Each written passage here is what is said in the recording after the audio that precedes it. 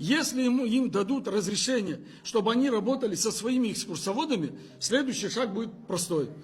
Вызовут наши, я имею в виду крупные туроператоры российские, вызовут наших ребят, которые работают с ними в туриндустрии. То есть скажут им: спасибо, ребят, за то, что вы там 2-3 года с нами поработали. Теперь у нас есть свой транспорт, у нас есть свои экскурсоводы, вы нам не нужны.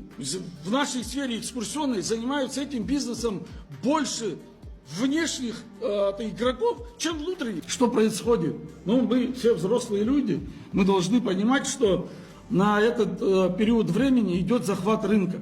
Если кто-то этого не видит, ну я не знаю, идет захват рынка постепенный. Почему? Потому что сперва цена такая, потом она там август, сентябрь вырастет, да, еще что-то происходит. И с года в год цена будет понижаться. Те отели, которые так или иначе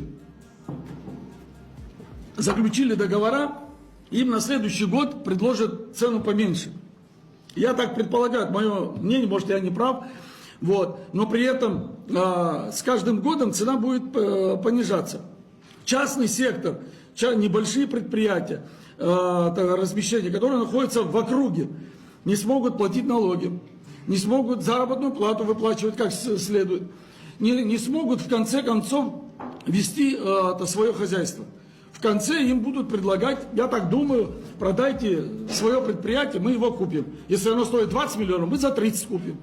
В течение 5 лет вот эта вся прибрежная территория будет выкуплена крупным бизнесом. И вот туда не сможет прийти ни один из нас.